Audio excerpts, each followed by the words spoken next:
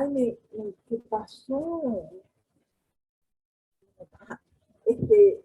La consentimiento informado, es una definición de consentimiento informado amplia, ¿no? Dice que es la aceptación de una intervención médica o para participar como sujeto en una investigación en forma libre, voluntaria y consciente, después de haber recibido y comprendido toda la información pertinente. Este es del doctor Miguel Sánchez, que es un catedrático de la Universidad de Complutense de Madrid.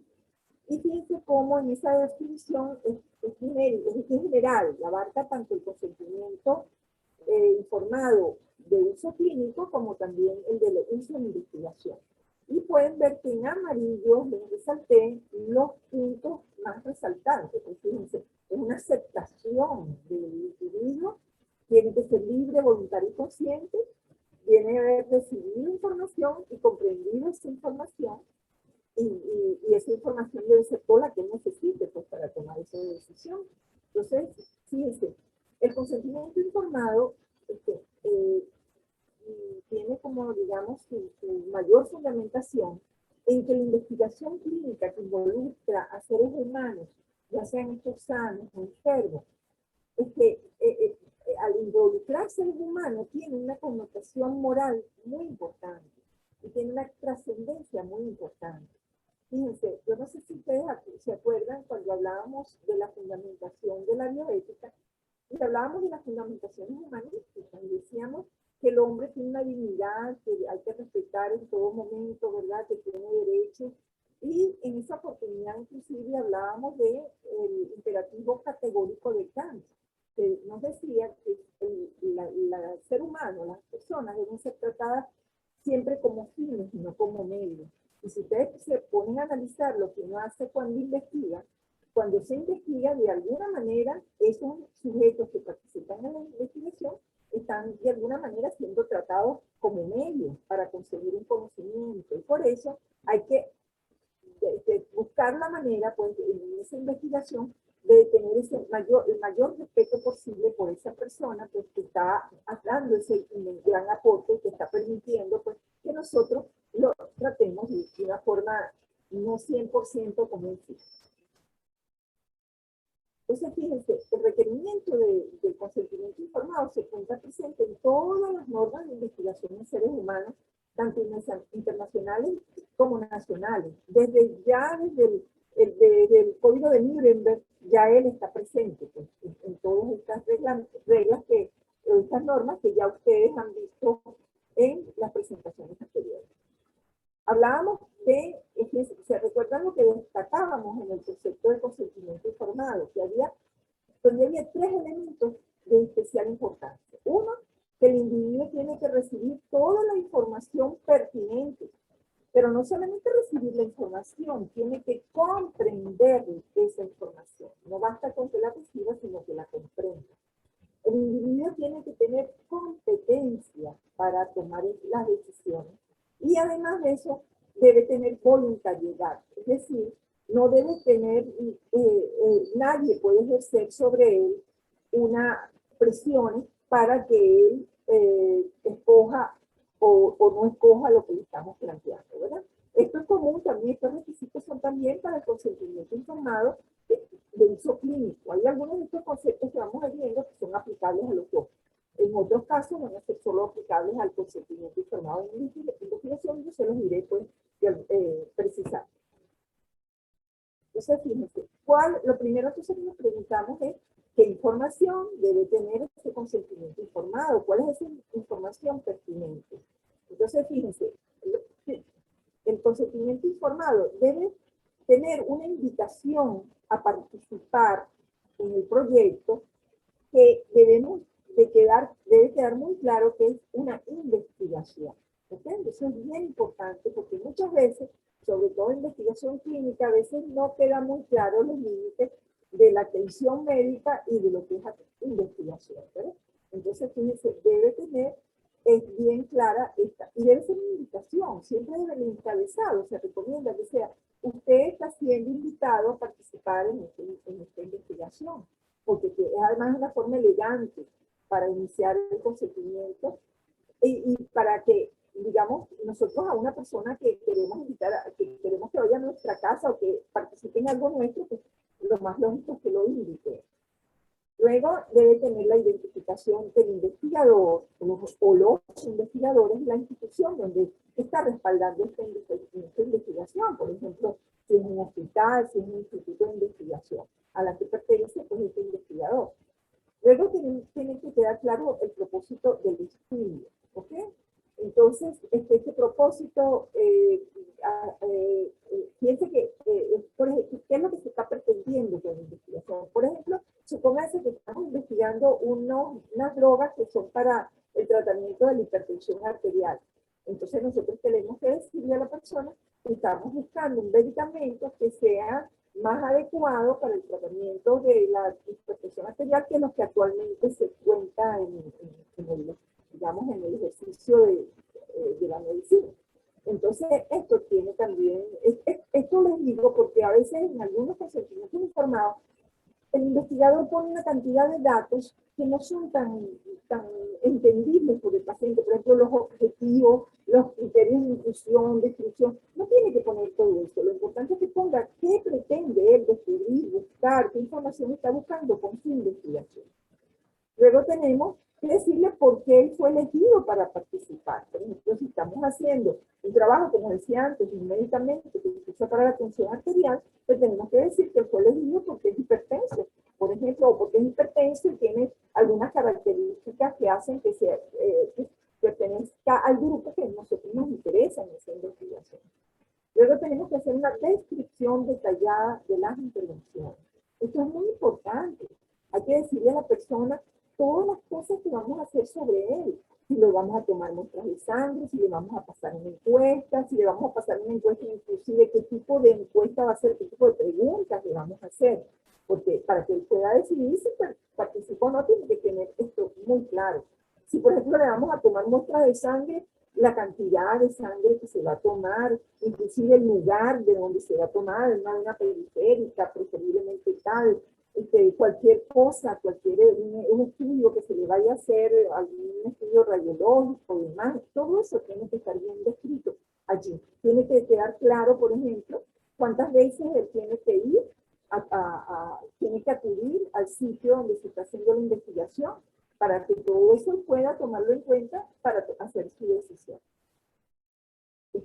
Tiene que hacerse, si en el caso del fármaco, en los ensayos clínicos, se tiene que dar además una información amplia sobre el fármaco y además y como estas investigaciones usualmente son investigaciones que usan placebo, también tenemos que decirles en qué consiste ese placebo, que sabemos que hoy en día los placebos tienen que ser medicamentos, el mejor medicamento que haya en el momento para este tipo de problemas y que esté disponible, ¿verdad?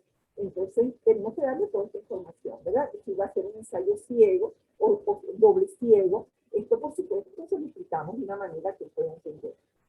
Tenemos que decirle cuál es su compromiso. Por lo mismo, por ejemplo, cuando él está incorporándose a este trabajo, ¿a qué se compromete? Se compromete, ya lo adelanté un poquito antes, por ejemplo, asistir una vez al mes, cada 15 días, toda la semana. Eso tiene que quedar bien claro, ¿verdad? Para que pueda adquirir este compromiso. ¿Cuáles son, los beneficios que se esperan? Los esperados para él mismo, y en tal caso de que no tenga un beneficio directo la persona que está participando, los esperados para su grupo, digamos, para su comunidad, o si se trata realmente de algo que va a beneficiar a la ciencia en general. Eso hay que precisarlo bien. También, si él va a recibir algún tipo de remuneración u otro beneficio razonable. Fíjense, siempre se trata de que no exista remuneración para la solicitud de investigación como tal, un pago como tal. ¿Por qué? Porque eso de alguna manera puede ser una forma de coacción. Una persona que está en una situación económica difícil pues puede optar a participar en un proyecto de investigación aunque no esté convencido de que quiera pues, o que no quisiera hacerlo porque necesita el dinero, por ejemplo. Entonces, esto de alguna manera es coacción sobre el individuo. Pero sí se pueden aceptar algunos beneficios razonables, como por ejemplo, el pasaje si se tiene que trasladar, la comida del día que tiene que trasladarse al sitio. O sea, ese tipo de cosas sí son aceptados en general. Luego, qué incomodidades puede sufrir él durante la investigación, ¿verdad? Por ejemplo, los mismos exploraciones que se le vayan a hacer, ¿verdad? Y cuáles son los riesgos previsibles para que él tenga claro pues, lo que está realmente aceptando. Y estos riesgos previsibles, lo ideal es que también se hagan, digamos, de una manera en que se precise de alguna manera la frecuencia de estos riesgos, cuáles son esos riesgos que son más frecuentes, ¿verdad? Y cuáles son los riesgos que son muy remotos. Luego debemos decir que si sucede algún problema, alguna complicación durante la investigación, que tenemos que decirle pues dónde va a acudir, qué tratamiento se le va a ofrecer o si se le va a ofrecer compensación por daño. En las investigaciones estas grandes que patrocinan laboratorios farmacológicos, por ejemplo, inclusive se le incluyen en unas pólizas de seguro que va a cubrir pues, todos estos daños y el paciente pues, o el sujeto, en este caso, debe conocer que están parados, por ejemplo, con una póliza de esto o qué tipo de compensación va a recibir en caso de que se presente un problema.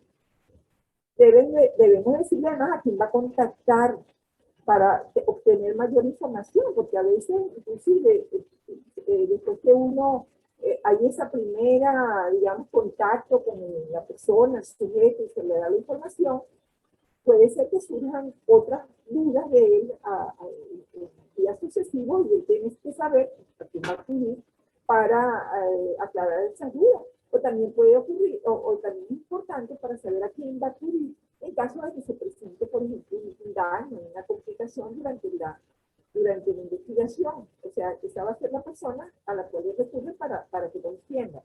Entonces tiene que quedar claro el nombre de esa persona y el teléfono, la forma de contactar.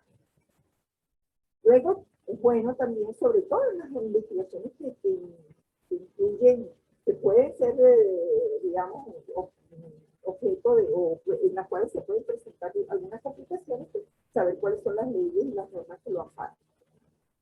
Luego que también tenemos que decirlo, sobre todo cuando estamos haciendo, como decíamos antes, investigaciones con medicamentos o con procedimientos nuevos, tenemos que decirlo también que si existen otros tratamientos u otros procedimientos alternativos y en qué grado esos procedimientos son buenos, que son adecuados.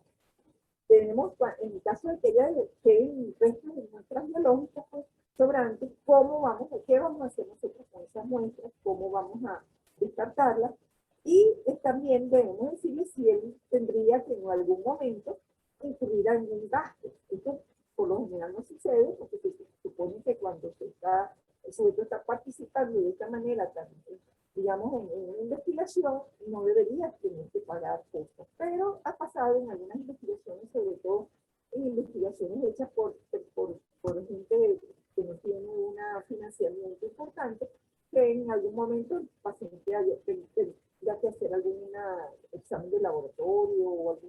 Eso tenemos que decírselo desde el comienzo.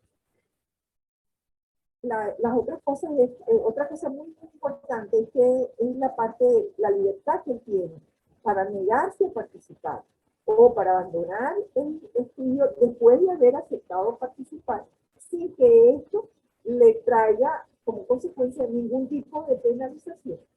¿Okay? Eso es importante señalarlo cuando la investigación va ligada a la asistencia, por ejemplo, porque muchas veces los pacientes se comprometen a participar porque temen que si él no participa, después no lo atiendan en ese servicio o el médico que lo está tratando. Entonces, esto tiene que quedar muy claro. Tenemos que decirle que datos personales se le van a pedir, ¿verdad? Se le va debe haber un compromiso de confidencialidad en el consentimiento informado. O sea, tiene que decir que los investigadores se comprometen al resguardo de sus datos, ¿verdad? Eso no va a ser conocido por ninguna otra persona que sea ajena a la investigación. Y inclusive, en algunos casos, sobre todo cuando es importante conservar esa confidencialidad con más ahínco que en otros casos, que se utilicen algunos métodos. Por ejemplo, el usar el nombre de la persona, se va a utilizar en el proceso un código que, para que sea solo un investigador, el principal, el que sepa a quién corresponde, a qué individuo en particular corresponde ese código. Entonces, eso tenemos que explicárselo para que sepa que se está resguardando su privacidad. Tenemos que decirle cuál es la finalidad que tiene ese trabajo. Si nosotros lo vamos a hacer, si es un trabajo de grado, por ejemplo, en el caso de los recursos de formación, si es un trabajo de ascenso, en el caso académico de los profesores, o si son trabajos que están haciendo como investigadores con fines de publicación, o si existe cualquier otra finalidad. Eso tiene también que decirse. Tiene que decirse quiénes son el patrocinante o los patrocinantes y quiénes dan el financiamiento para la elaboración de este trabajo. ¿Por qué? Porque supónganse ustedes, hay alguien, por ejemplo, que no quisiera participar en nada que esté patrocinando un determinado ente al cual él considera moralmente reprochable. Vamos a decir algo. Entonces, realmente, esto tiene, estamos violando su derecho al individuo si no le estamos aclarando quiénes son esos patrocinantes. Tenemos también darle posibilidades de reflexiones, que no, el consentimiento informado en investigación, sobre todo, debemos darle la oportunidad de que la gente lo piense, no dárselo 5 minutos antes que empiece la participación, sino dárselo con anticipación para que tenga oportunidad de pensarlo, de discutirlo con alguna persona que él considere que le pueda ayudar a tomar la decisión. Da oportunidad también a aclarar todas sus dudas cuando se le damos con anticipación. Y la otra cosa también que debe estar presente en el consentimiento es la autorización para registros audiovisuales. Cuando nosotros vamos a usar fotos o grabaciones o filmaciones, debemos decírselo. Y dentro del consentimiento informado, al final, debe haber una parte donde la persona firme si autoriza o no que se hagan registros audiovisuales, porque puede ser que el sujeto esté de acuerdo con participar en la investigación, pero no quiere que le tomen una fotografía o que lo graben, ¿no? Entonces, eso se hace en una parte donde dice, autorizo también a que se tomen imágenes, que se hagan grabaciones, etcétera, y también lo firmaría aparte. Bueno, esto es lo que se refiere a ese primer requisito, que es el tener una información adecuada y pertinente para tomar esa decisión.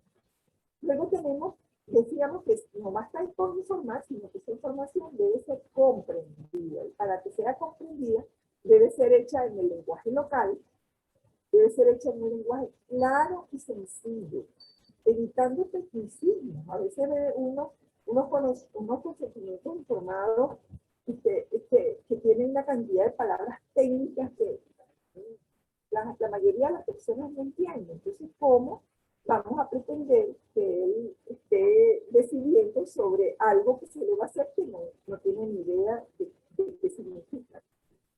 Como decía antes, de darle tiempo para pensar y consultar, debe siempre verificarse con preguntas si entendió, ¿verdad? Después que hacemos todo el proceso de información y de que él aclara sus dudas, podríamos también preguntar alguna cosa para estar seguros de que lo entendió.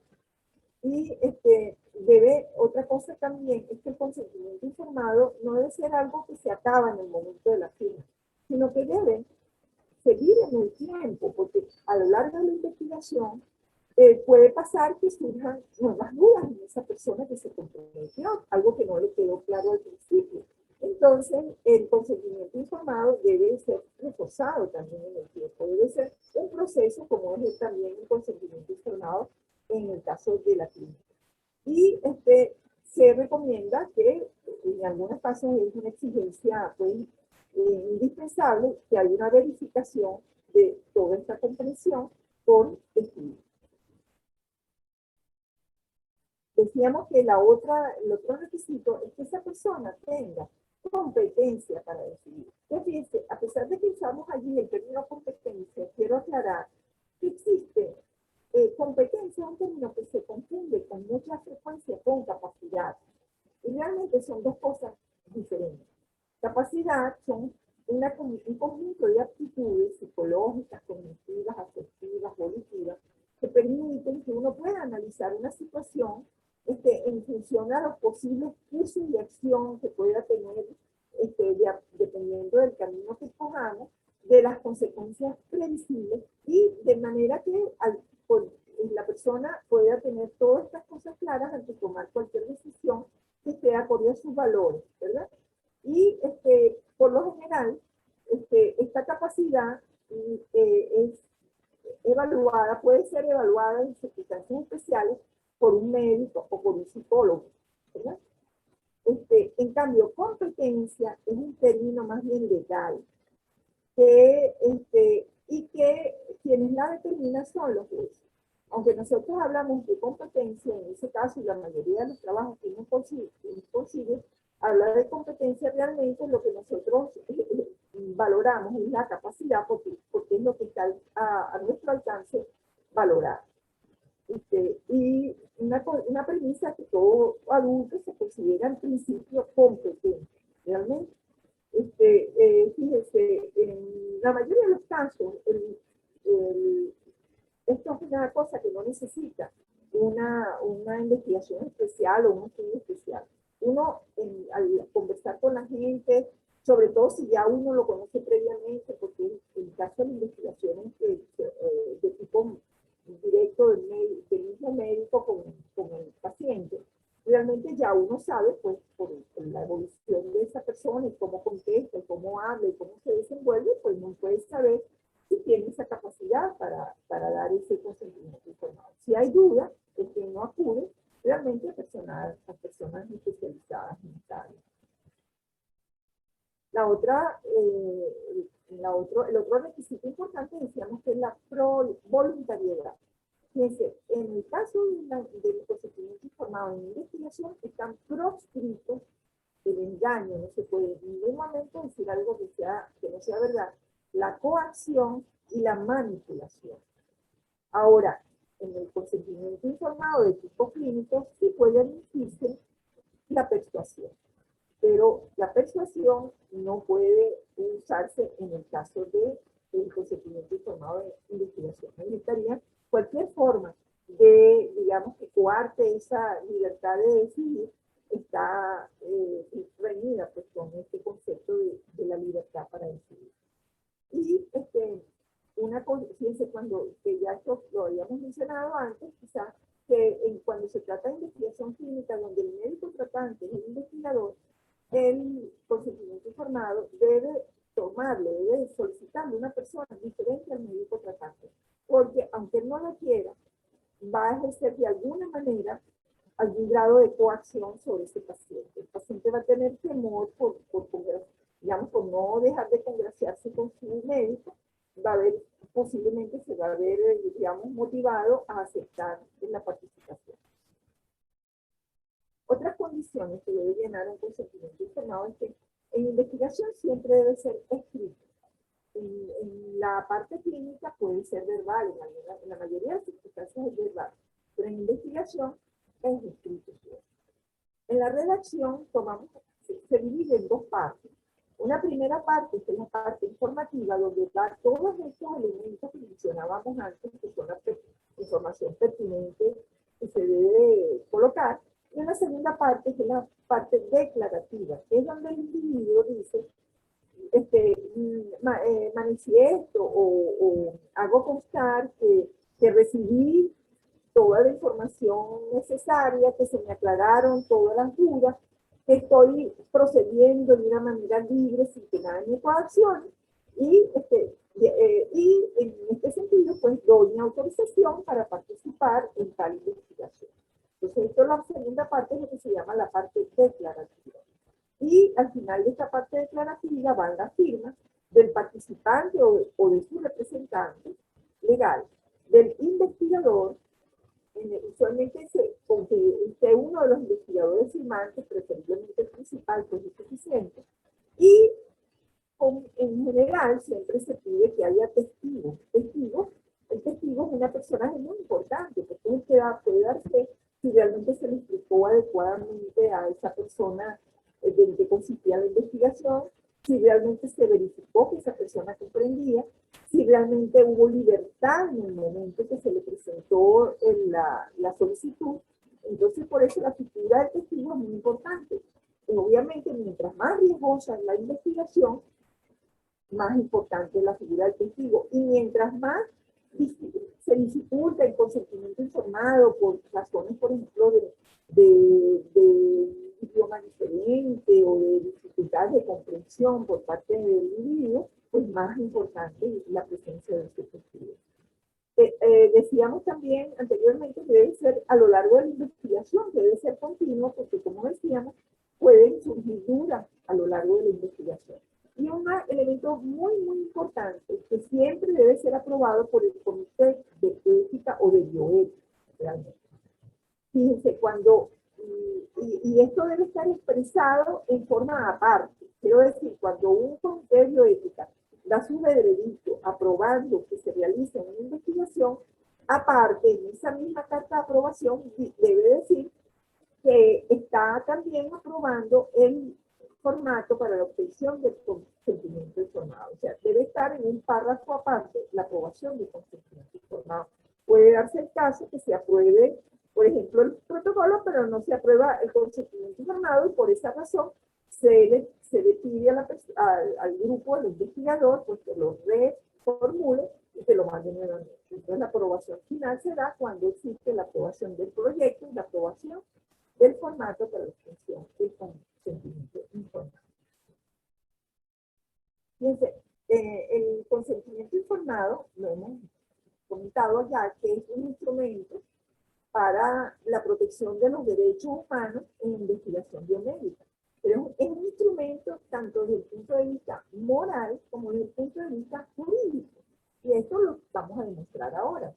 Fíjense, cuando nosotros, ay, qué lástima que no sé qué pasó aquí. Ah, ok, perdón, ya sé.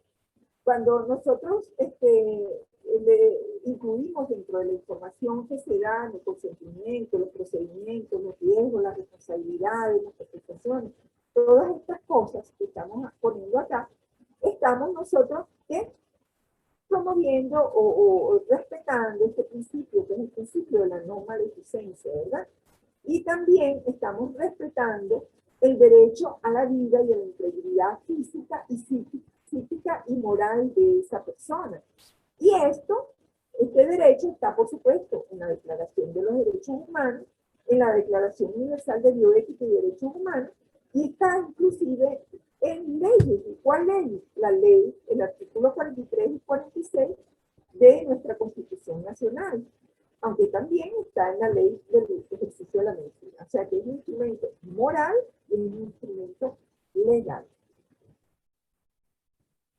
Cuando decimos que cuando informamos, cuando incluimos la naturaleza de la investigación, la importancia, los beneficios, el compromiso, las alternativas, la afiliación del investigador y del patrocinante, estamos defendiendo el derecho a la beneficencia, a hacer el bien y la justicia en relación a ese sujeto, ¿verdad? Y desde el punto de vista de los derechos humanos, el derecho a la información. Desde el punto de vista de la Declaración de Derechos Humanos y Bioética, el artículo 4. Y en la Constitución de la República Bolivariana de Venezuela, el artículo 51. Luego, cuando le informamos,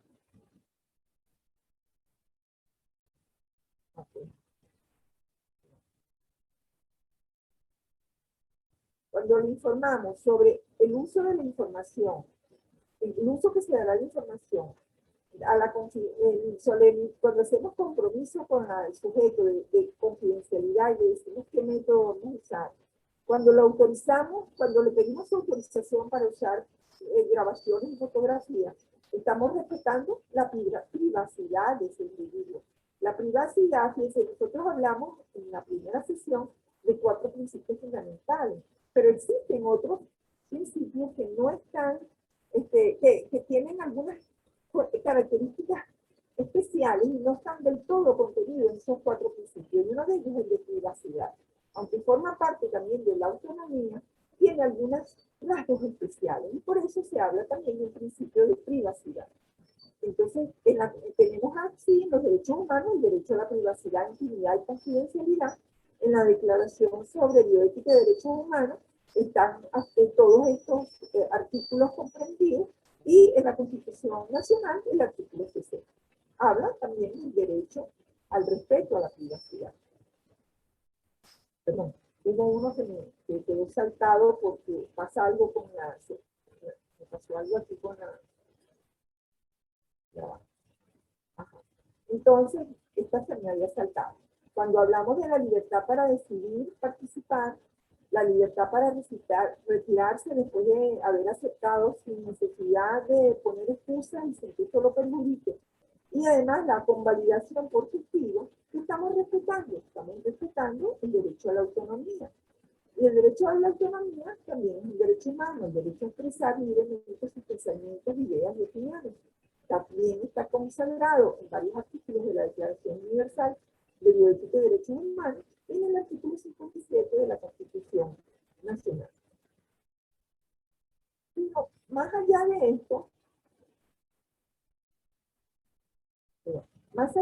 esto, existe inclusive un derecho al consentimiento informado, específicamente al consentimiento informado.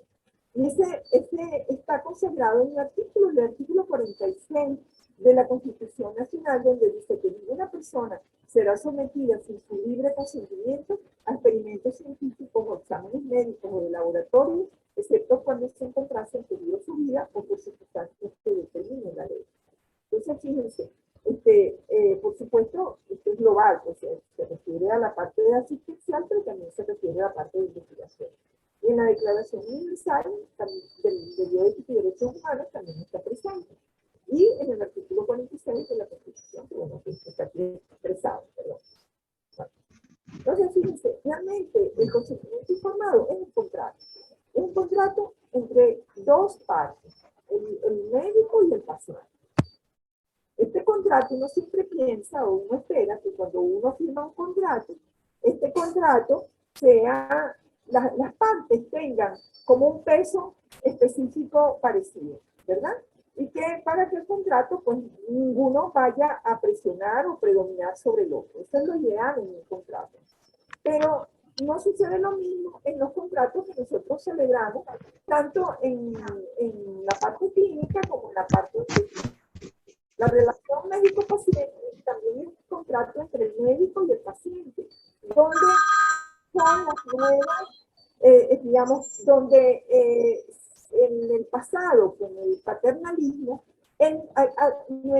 ese contrato no era muy, las dos partes no tenían una participación tan igual, porque las decisiones las tomaba el médico, pero actualmente la concepción actual de la relación médico-paciente es tipo autonomista, o sea, donde el paciente tiene derecho de tomar sus decisiones, y en este caso, pues esta relación se hace mucho más paritaria, digamos.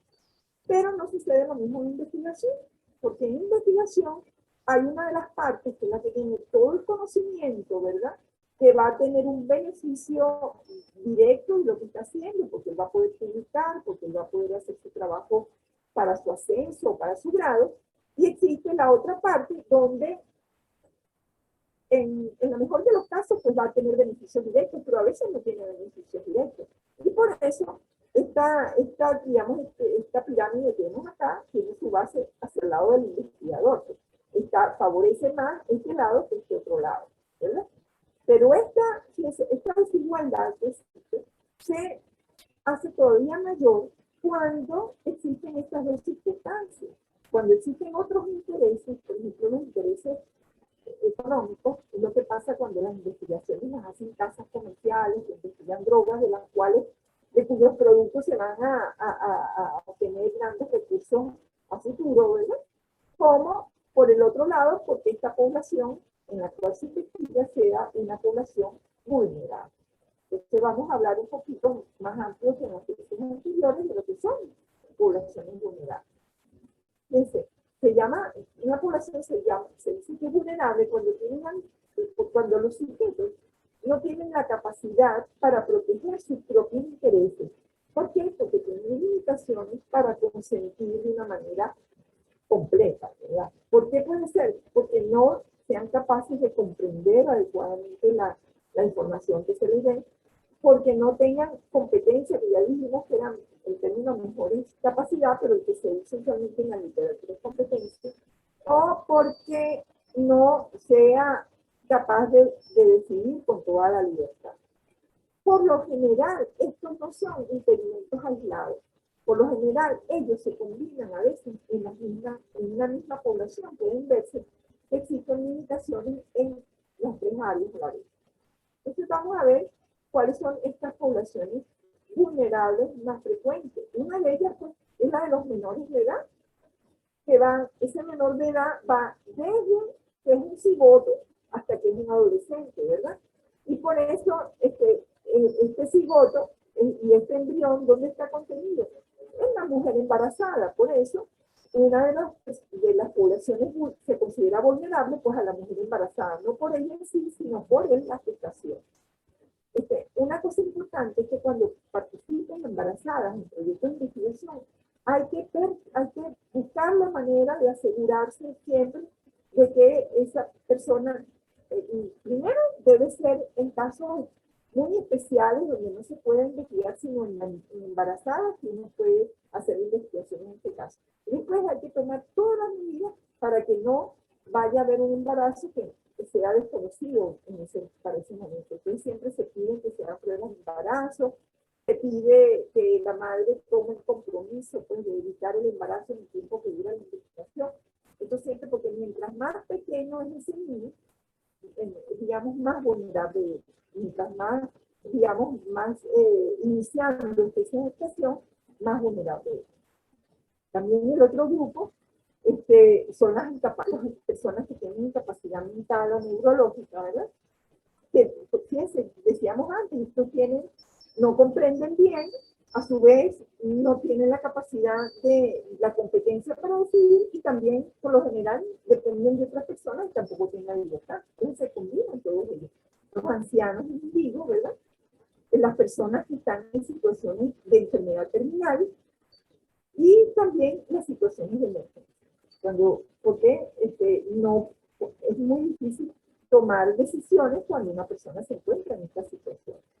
Bueno, en cuanto a la voluntariedad, cuando el punto específico que da esa condición de vulnerabilidad es la voluntariedad, tenemos el caso de los refugiados o las personas recluidas, los presos. En el pasado se hacían muchas investigaciones en presos. Y bueno, el ejemplo también clásico, por supuesto, es el de los nazis con las personas que tenían recluidas. También las instituciones.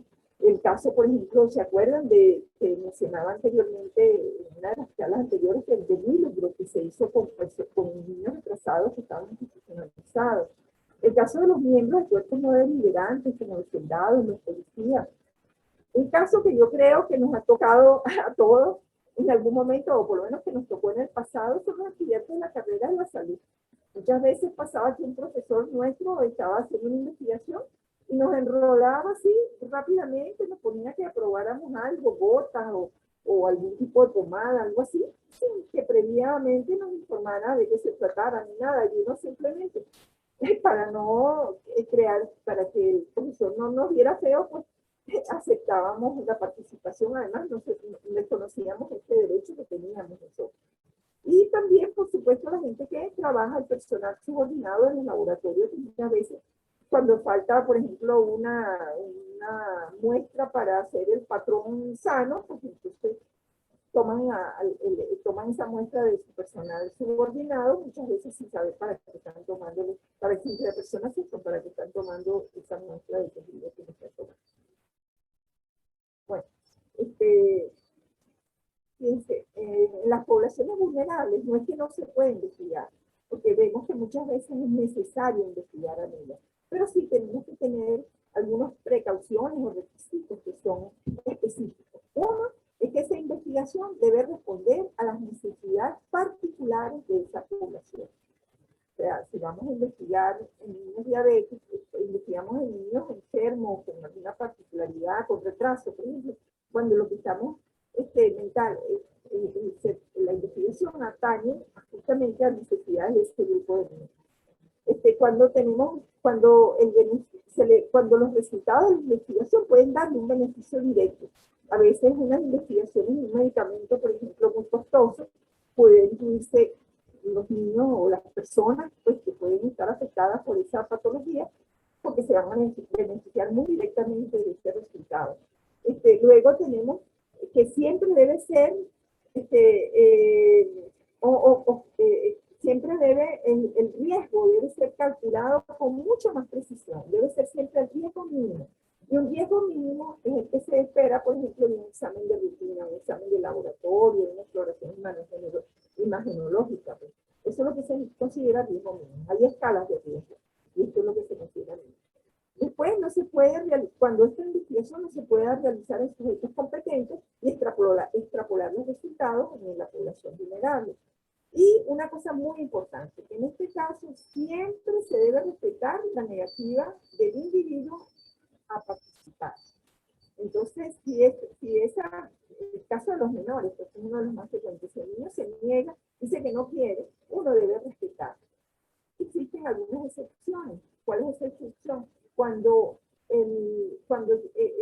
la participación en la investigación significa, da un beneficio que ese niño no puede, o esa persona no puede tener de ninguna otra manera, ¿verdad?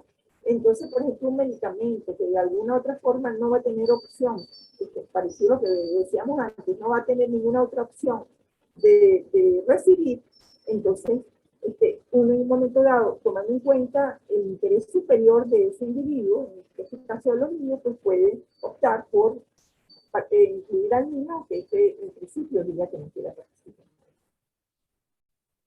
Fíjense, la población vulnerable más numerosa es la de los menores de edad, ¿verdad? Y en los menores de edad, son los menores de 18 años, el consentimiento es un consentimiento subrogado que dan los padres o representantes. Pero sucede que hoy en día los menores de edad, la concepción que se tiene de los menores de edad ha cambiado. Y tenemos así que después de la Convención de los Derechos del Niño, cada vez se considera al menor como un sujeto que puede participar en sus propias decisiones y puede, digamos, debe tener una mayor participación en todo lo que le atañe, ¿verdad?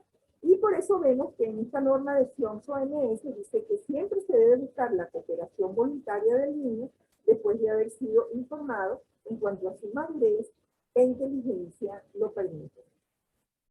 Entonces, fíjense, los menores de edad, en general, esta lámina se refiere en general, tanto para la parte clínica como para la parte de investigación.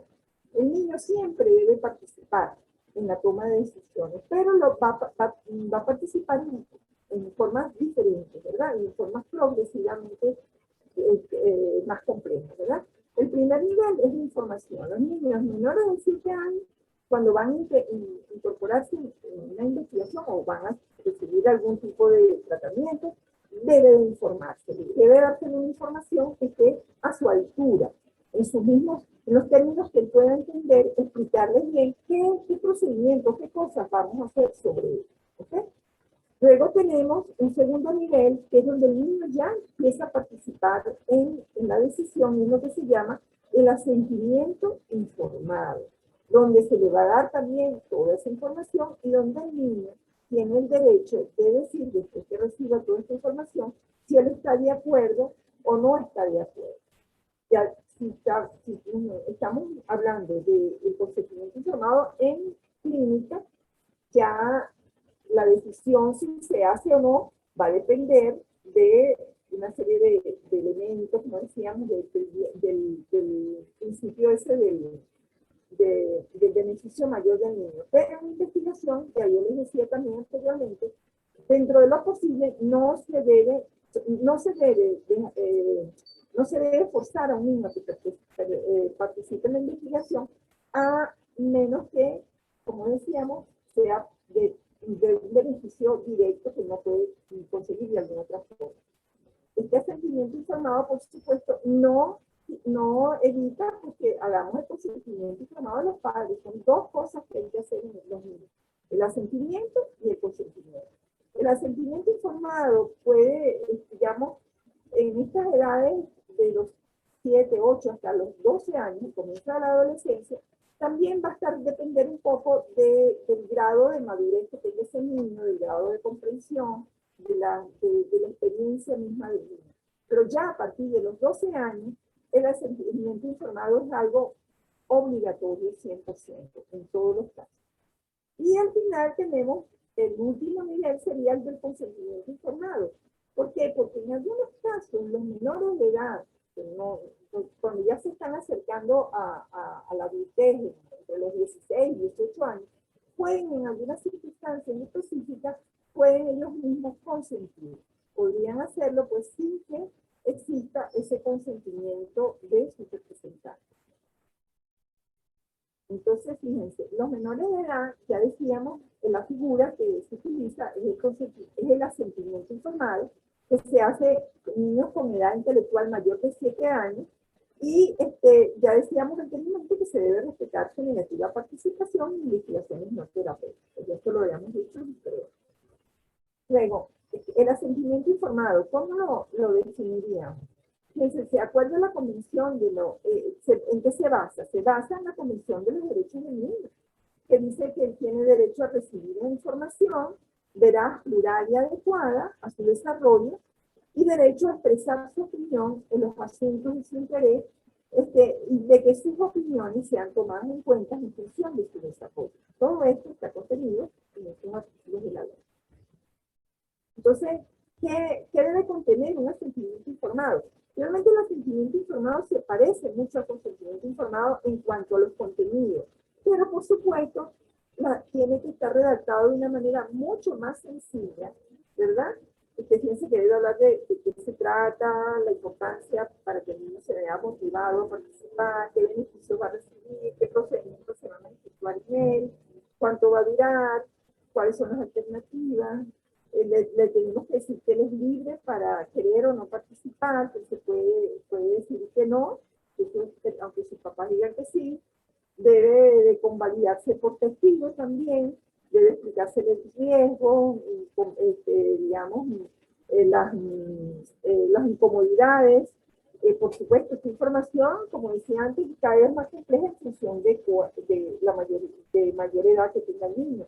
Las compensaciones, realmente prácticamente todas el uso que vamos a dar a la información, la autorización para que lo graben, todas estas cosas, igual que en el consentimiento, pero con un lenguaje que sea adecuado a nivel de maduración, de comprensión y de maduración de este menor de edad.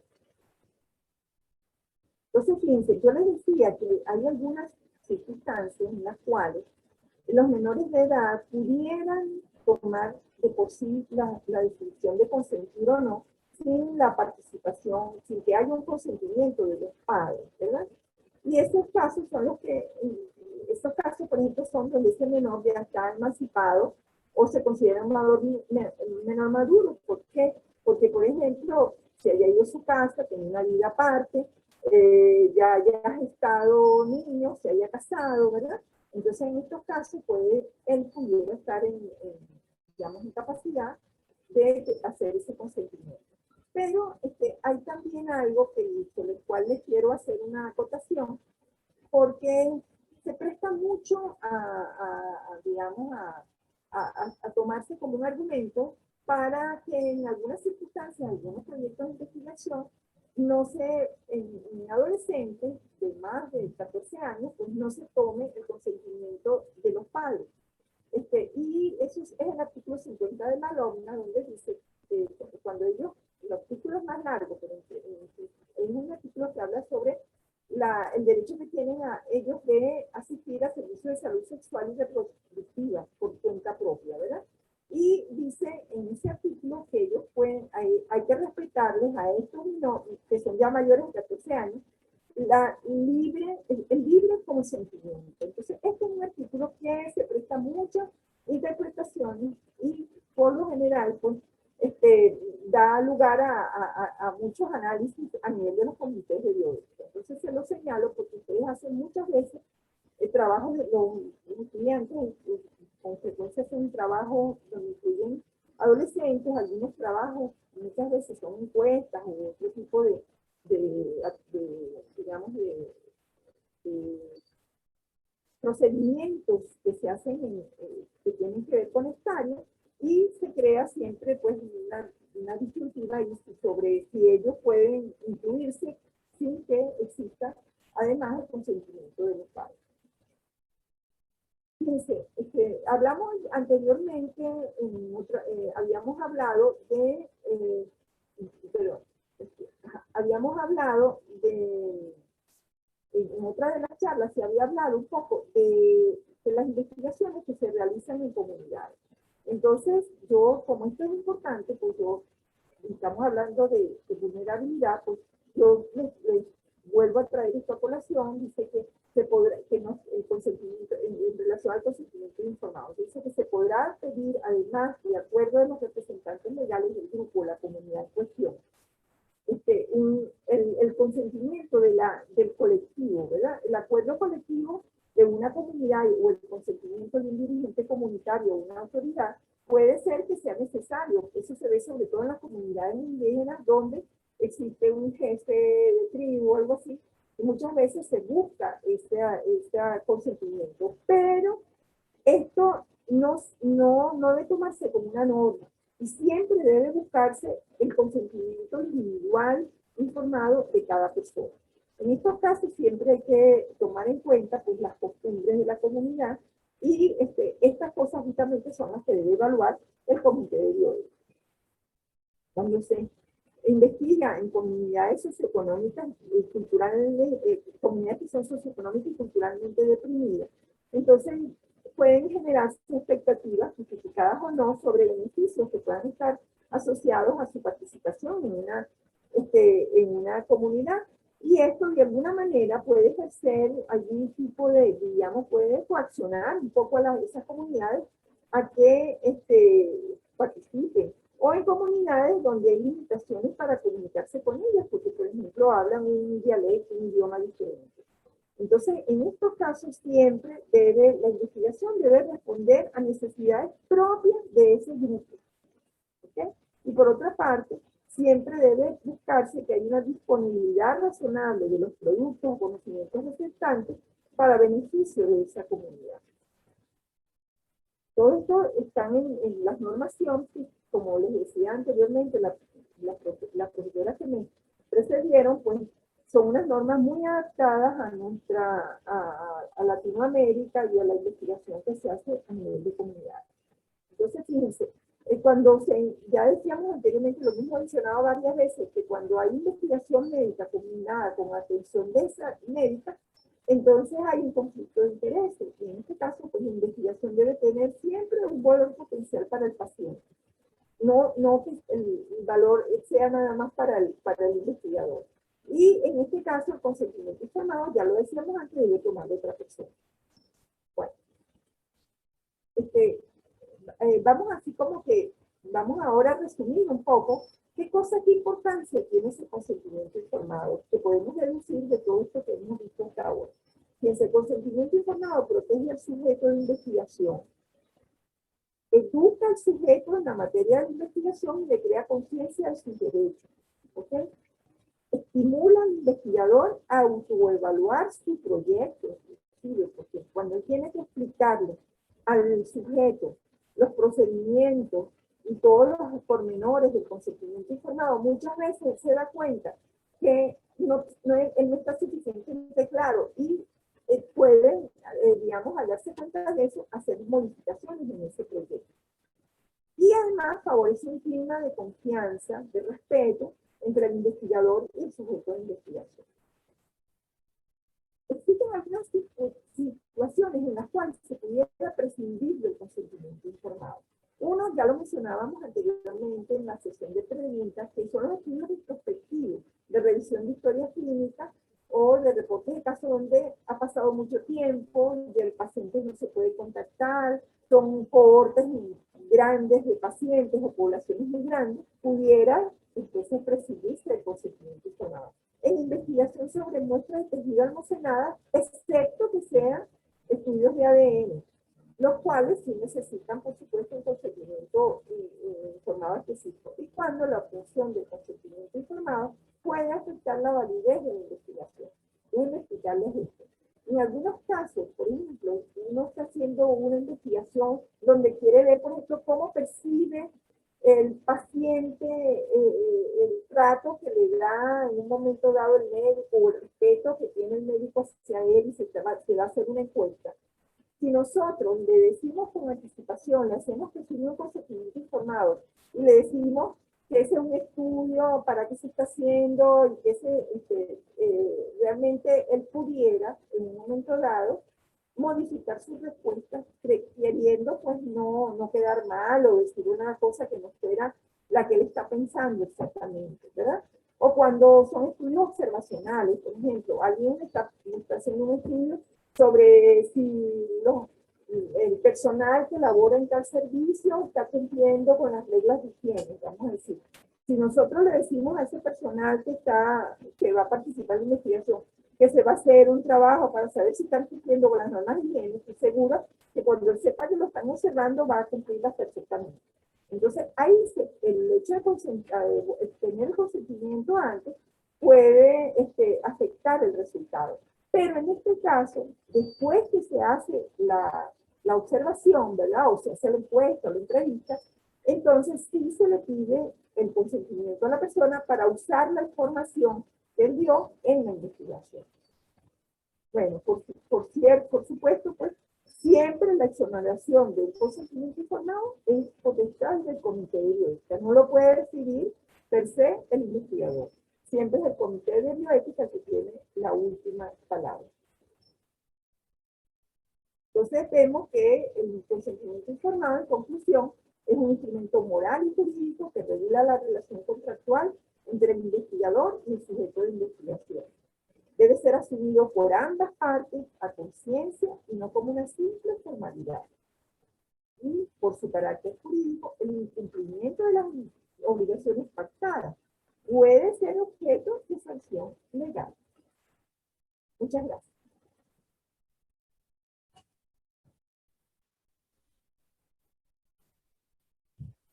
Gracias, doctora. Excelente. Estamos. Bien. Si alguien quiere hacer preguntas.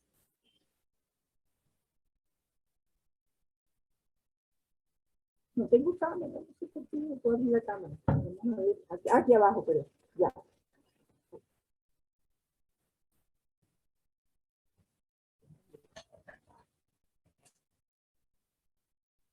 Ajá. Buenas tardes. Buenas ¿Cómo tardes, están? Patricia. Gracias, bien. Bueno, Adelante. profe, muy buena su charla.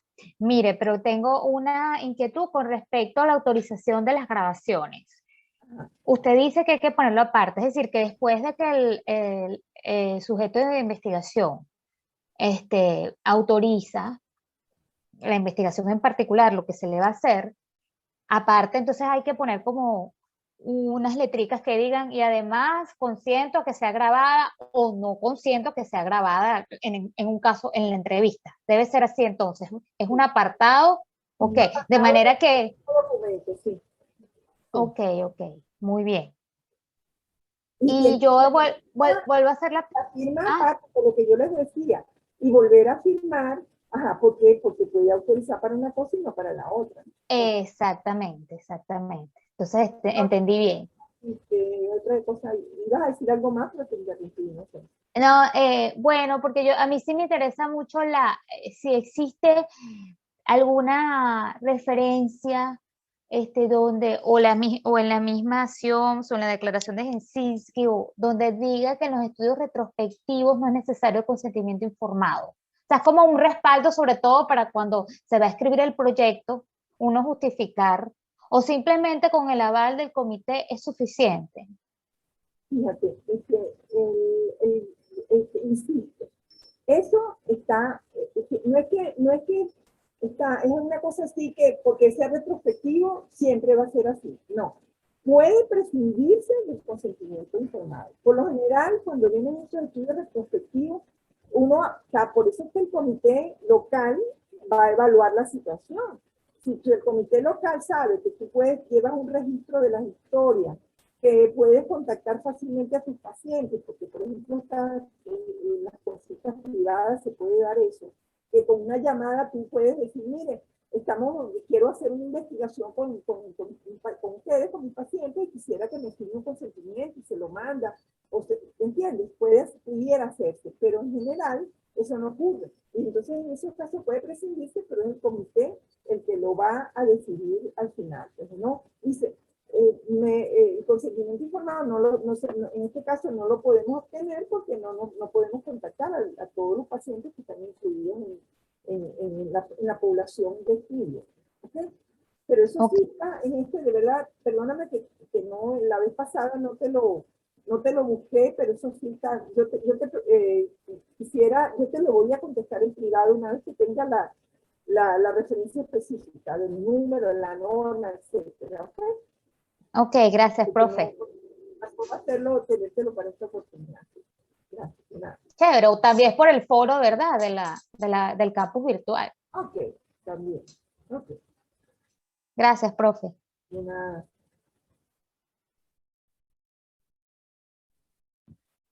Doctora, aquí Paola dice, buenas tardes, excelente tema, tengo una consulta. ¿Existe alguna limitación en relación a los consentimientos informados hechos por medio de formularios virtuales? Ejemplo, Google Form. Bueno, mire, con las situaciones lo ideal es que los consentimientos informales sean presenciales, que el investigador vea la cara del sujeto y que digamos que se haga de esa manera. Pero en algunas circunstancias, por ejemplo, cuando se trata de grupos de profesionales, gente que tiene, digamos, la posibilidad de manejo de comunicación a través de medios, ¿cómo se llaman? Virtuales, digamos, puede aceptarse, por ejemplo, en las situaciones de pandemia. Hay varias personas que están haciendo su tesis en este momento de grado y tienen una encuesta dentro de ese proyecto, y como son las encuestas dirigidas a personas que manejan esos medios y que en muchos casos inclusive conocen al investigador, pues puede hacerse por ese medio, puede hacerse como una excepción que sea de esa manera. ¿Okay? Pero en general lo ideal es que sea presencial, que la persona vea al investigador y al invitado se vea. Hay alguien que está como levantando la mano. Si me permites, Gladys, allí hay que reforzar, porque si algo debe quedar claro de esta actividad de hoy, es que el consentimiento no es llenar el formulario. El consentimiento es un proceso en donde usted se da el tiempo para explicarle al paciente, al sujeto de investigación en este caso, qué se va a hacer, cuál es su participación, cómo lo va a hacer, que él pueda preguntar. Entonces no se puede limitar al envío del formulario, sino que en tal caso, si estoy de acuerdo con lo que dice la profesora Gladys, y no es posible verlo por la situación pandemia, se debería aprovechar también plataformas como esta para contactarlo, hablarle, estar seguro de que entendió, y entonces ahí sí se pudiera llevar la forma. Pero no solamente cómo le hago llegar la planilla para que me firme, para tenerlo. Creo que eso es importante decir en este momento. Decirlo, sí, de acuerdo, Marisa, totalmente de acuerdo. Gabriel Hernández tiene la mano levantada, doctor. Ajá. Gabriel, adelante. Déjame desactivar. Pero tiene el micrófono cerrado. No sé cómo Sí, es. Ajá, Gabriel, sí, te escuchamos. Listo. Buenas tardes, doctora Gladys. Buenas tardes. Excelente ponencia. Tengo 3 preguntas. La principal es, en situaciones que se prescinda del consentimiento informado, ¿pueden afectar la publicación en ciertas revistas de prestigio o no? Mira, como yo decía antes, las decisiones las toma el comité de bioética. Si el comité de bioética te da a ti el aval de tu proyecto, ¿verdad? Porque no, digamos, desde el punto de vista, todo lo que hemos dicho anteriormente, pues la aprobación de un proyecto, una vez que te la aprueba, no, la revista, pues, o donde tú vayas a publicar, pues lo que pide es que tengas el aval de la comisión, que lo va a aprobar, ¿ves? Salvo que sea una situación muy especial, una revista, cada revista tiene sus normas. Puede ser que en un momento dado, una investigación que se haga en sujetos, donde se corren riesgos específicos, pudiera ser que la revista pida que además de la aprobación del consentimiento, que además del consentimiento informado, perdón, además de la aprobación del proyecto, se presente la aprobación del consentimiento informado aparte. Pero por lo general, cuando se aprueba, lo que se manda es la aprobación del proyecto en general. Pero puede haber casos en que pidan las dos cosas. Chévere. La otra pregunta es, cuando se refiere en la información del consentimiento informado en procedimientos o tratamientos alternativos, se refiere a, por ejemplo, si estamos investigando sobre ARA2 en hipertensión, se tiene que mencionar que los otros tipos de fármacos que se utilizan generalmente para esos tratamientos, para el tratamiento de hipertensión en estos casos. Sí. Okay. Sobre todo cuando tú haces estudios comparativos, ensayos clínicos, tú tienes que decirle, este es el producto que está en investigación, pero existe, va a recibir usted un placebo, que es un producto que tiene una eficacia de tal máximo que hay ahorita disponible, etc.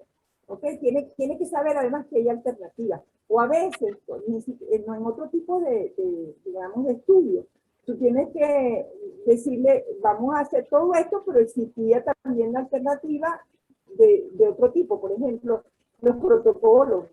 Vamos a usar en este protocolo para el tratamiento de tal enfermedad, pero usted debe saber que existen otros protocolos, el A, el B, el C, existen otros, pero nosotros vamos a estudiar este específicamente. ¿Okay? Sí. Y creo que Marisa, no sé, aparece aquí, creo, no sé si querías acotar algo, Marisa. ¿O no? Okay. No. Creo que está con todo lo que dijiste. Ajá, y la otra pregunta, doctora, la última, en cuanto a las firmas, que habla de participante o su representante, las personas competentes, adultos competentes, ¿pueden tener representante o solo las personas, la población vulnerable es la que puede tener representante? Todo el que es competente firma su consentimiento informado. Los que firman el representante legal, en el caso de los menores de edad, y en el caso de las personas que tienen limitaciones como las que pusimos en Ok. Gracias, doctora. Bien. María Alejandra Pérez dice, buenas tardes, mi pregunta es referente a las formas en que puedo recolectar el consentimiento informado en investigaciones transversales, donde se pueden obtener como muestra hasta 500 individuos. Es decir, en estos casos sí cabría la posibilidad de hacer un solo escrito colectivo y que los participantes firmen al final, o debería tenerse impreso un documento separado para que lo firme cada individuo. Realmente el deber ser es que el consentimiento informado sea un documento impreso, individual, con una explicación individual, y que cada gente se quede con su, es otra cosa importante, que el individuo se quede con una copia de ese consentimiento para que él lo siga leyendo, lo siga aclarando sus dudas, y el investigador se queda con el otro ejemplar que está firmado, ¿verdad? O ambos van a estar firmados, por supuesto. Pero, ¿qué sucede? Que también a veces eso debe ser y aplicable sobre todo pues, en esas grandes investigaciones que se realizan, las de las compañías farmacéuticas, todo esto, o investigaciones con riesgo alto, todo esto es muy importante. Pero a veces pasa que en esas investigaciones que realizan por lo general los estudiantes, como yo decía antes, en su pasantía, que lo que hacen es que evalúan un estado nutricional de una población, son poblaciones grandes, Muchas veces el comité de bioética ha decidido aprobarles que lo realicen, que impriman un formato de la parte informativa y que inclusive hagan un listado para las firmas individuales. ¿Por qué? Porque estamos viviendo en un país donde no hay papel, donde no hay tinta, y eso es costosísimo si se va a hacer así en forma individual. Son poblaciones muy grandes, pero eso son decisiones del comité de bioética. En algunas ocasiones, en los comités donde yo participo, sobre todo el comité de la escuela Vargas, les aprueba que puedan hacerlo de esa manera, que a cada uno le lean la cartilla, pues que la persona además tenga oportunidad de verla, leerla, y se haga la firma en un listado con una firma que se use solo para ese día de trabajo, y que al final, para ese día de captación de personas, y al final pues va a estar firmando el investigador, firma el representante o la persona en sí, pues si es un adulto, y un testigo que sirve de testigo para el grupo completo que está participando. Pero esas son cosas que el comité de bioética lo va a decidir en función de las circunstancias. Acuérdense que en la bioética las circunstancias son muy importantes y que a veces uno no aplica en 100% normas porque las circunstancias obligan a hacerlo de otra, digamos, sacrificar algún elemento que no sacrificaría en otras circunstancias. Entonces, por eso el comité de bioética es tan importante. Bien. Romy pregunta, en pacientes adolescentes, por ejemplo, ¿debe existir el asentimiento y el consentimiento? ¿El comité especificará si deben coexistir los dos documentos en la historia? No, siempre debería ser, en los menores de edad deben estar los dos documentos, asentimiento y consentimiento. En los menores de edad, por lo general, a partir de los 7 años, pero en algunas ocasiones uno debe cerrar un poquito, el comité decide que puede llevar un poquito más arriba esa edad, pero es 100% obligatorio en los adolescentes, siempre el asentimiento, pero debe haber los dos documentos hasta que esa persona deja de ser menor de edad, hasta los 18 años, salvo esas cosas que yo les puse por allí, esas circunstancias especiales, pero eso son excepciones, no son la regla.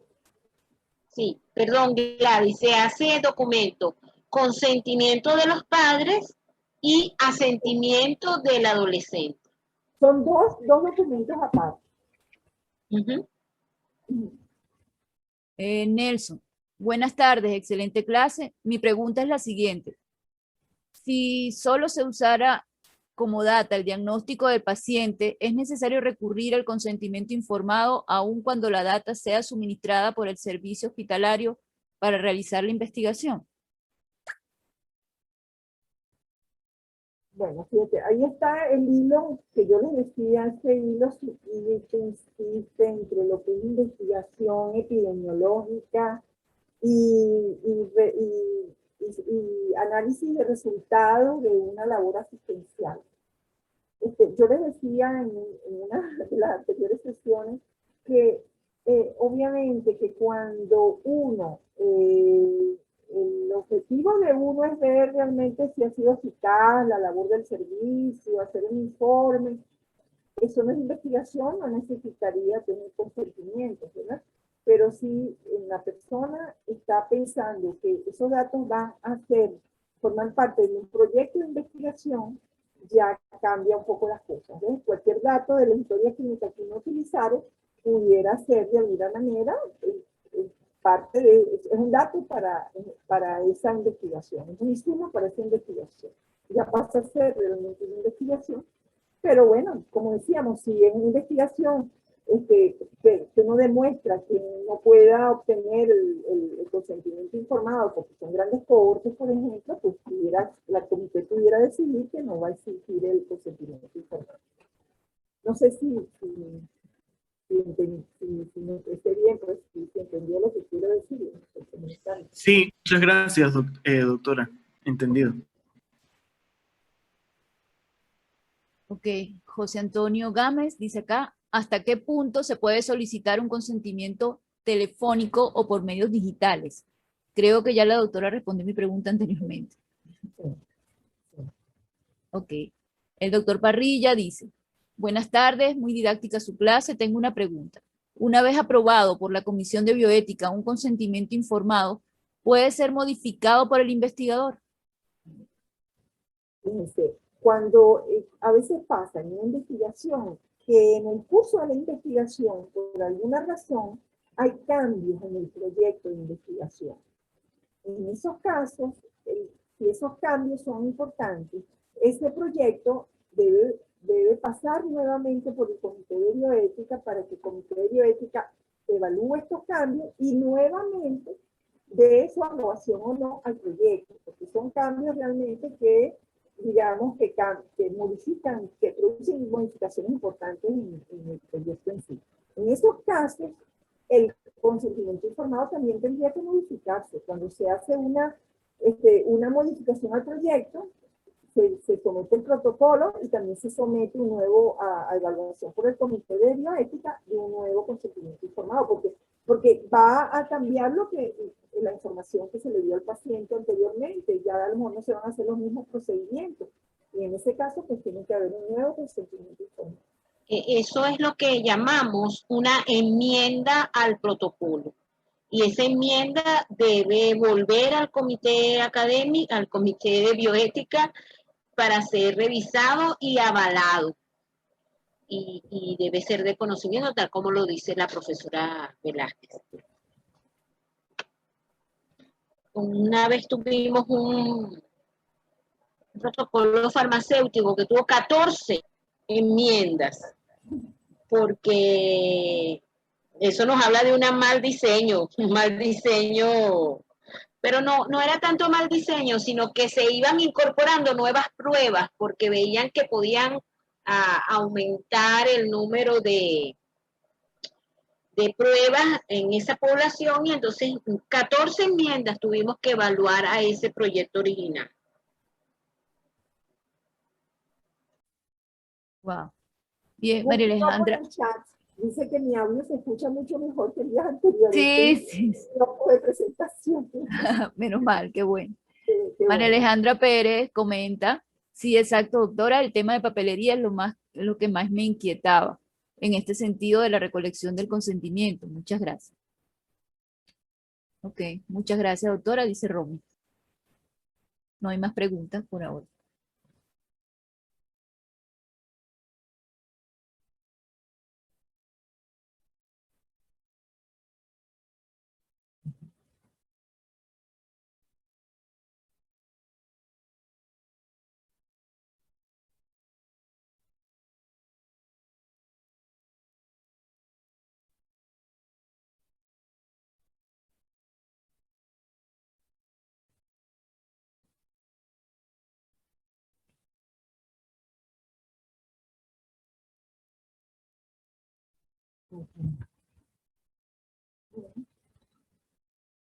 Estamos 27. Vamos 3 minutitos más por si acaso surge alguna pregunta.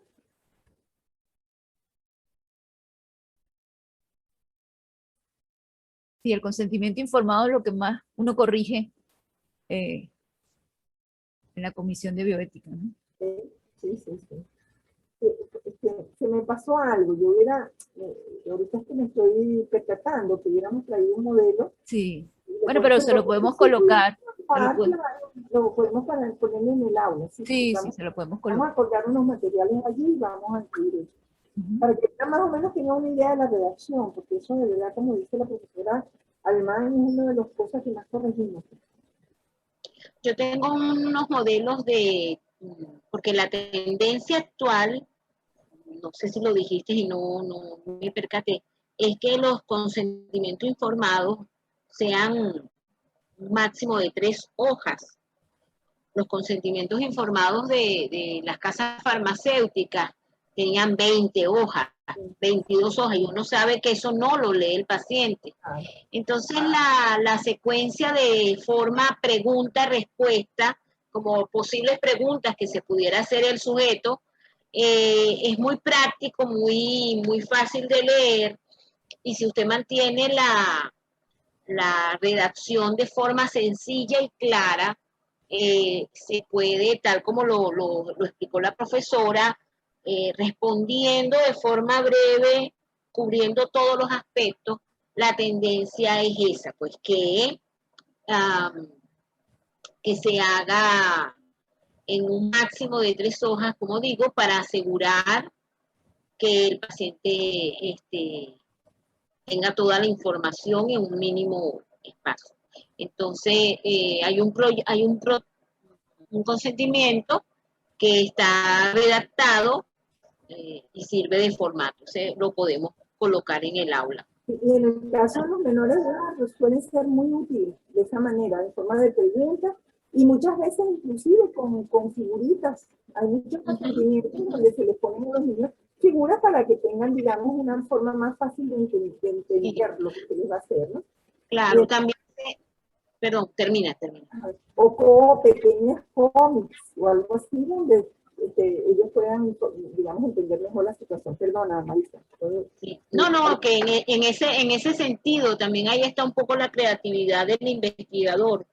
En un trabajo que se iba a hacer en el Amazonas, entonces los investigadores hacían como una actuación para que estas personas que incluso no hablaban español, sino que tenían su dialecto, pero se veía pues a la persona sentándose, que se levantaba la manga de la camisa, que le ponían el torniquete, que le sacaban la sangre. Entonces, porque el objetivo es que el sujeto que va a participar esté informado, ese es el gran objetivo. Y el beneficio es si ya él sabe lo que le va a hacer, entonces es más asertivo, es más colaborador, de manera que beneficia la investigación. Entonces ellos hacían como un teatro donde todas las partes a las que iba a ser sometido. Y así, aunque no había la limitación del lenguaje, se hacía llegar la información y también.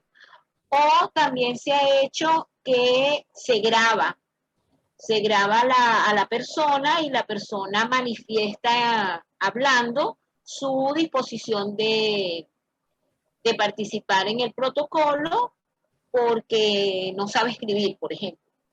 O sea, o aunque bueno, la huella se ha utilizado, pero muchas veces se hacía que el proceso de información del proyecto se ha grabado. Eso también está en la literatura.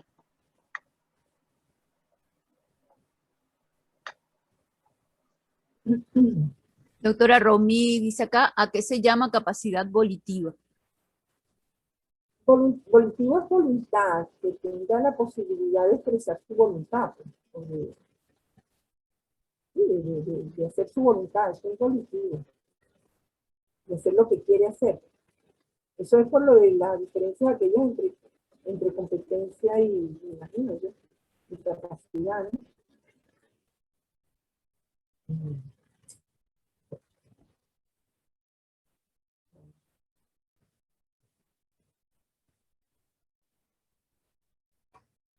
Y hay algo más claro, dice, en estos casos donde la persona no sabe escribir, el Código Civil y de Procedimiento Civil también señala la figura de la firma a ruego. Es decir, yo le digo a otra persona que firme por mí, sí, esto sería aplicable. Es que justamente ese es el papel del testigo, muchas veces en estos casos, ¿verdad? El testigo puede en un momento dado que la persona no sabe escribir, le toman la huella a la persona, por ejemplo, y el testigo muchas veces no solamente firma, sino que se puede poner una pequeña coletilla, pues una pequeña escrito donde diga que yo, en algunos casos se acostumbra inclusive que el testigo también da como tiene esa parte de declarativa. Entonces dice, yo he presenciado que se tomó el consentimiento informado a esta persona, que se le explicó de forma adecuada los procedimientos a los cuales se iba a someter, y que la persona estuvo de acuerdo y asintió, y, o sea, se puede, digamos, hacer como una pequeña redacción que firma el testigo. En estos casos el testigo tiene esa función. Sí. Por eso se pide que el testigo sea imparcial y se sugiere que sea más bien un familiar o un allegado al paciente y no como a veces ocurría que, bueno, el médico y la enfermera era el testigo. Ahí no hay, pudiera estar parcialmente a favor de la investigación porque quiere que se vean. Entonces se sugiere que sea un testigo imparcial, generalmente un familiar. De acuerdo.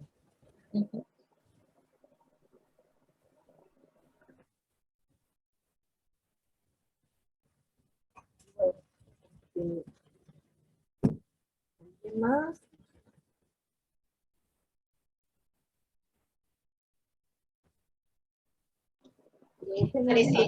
Pareciera que quedó claro entonces todo. Bueno, miren, este tema no es, parece sencillo, parece fácil, pero tiene una cantidad digamos, aristas o cosas que hay que analizar, cosas que quedan a la decisión misma del Comité de Bioética, no es tan sencillo, parece